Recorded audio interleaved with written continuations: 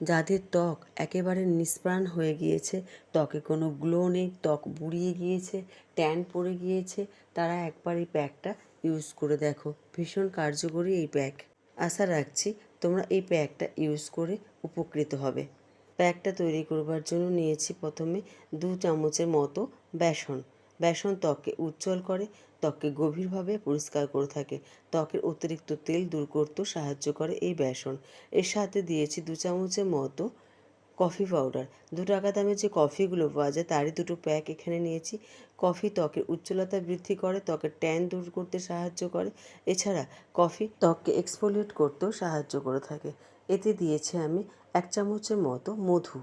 মধুও ত্বকের উজ্জ্বলতা বৃদ্ধি করে। যাদের ত্বক একেবারে নিষ্প্রাণ হয়ে গিয়েছে বা ত্বক বুড়িয়ে গিয়েছে তারা নিয়মিত মধু ইউজ করতে পারো। এই সমস্ত উপকরণগুলোকে মেশাবার জন্য আমি এখানে দুধ নিয়েছি। ফ্রিজের কাঁচা ঠান্ডা দুধই এখানে ইউজ করেছি। তোমরা চেষ্টা করবে ঠান্ডা দুধ নেবার।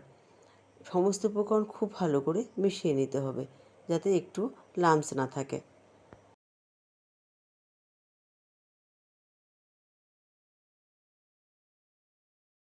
এবার পরিষ্কার মুখে এই প্যাকটা লাগিয়ে নাও।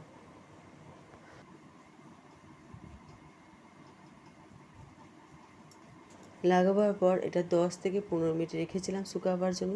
শুকিয়ে যেতে নর্মাল জল দিয়ে ধুয়ে নিয়েছিলাম।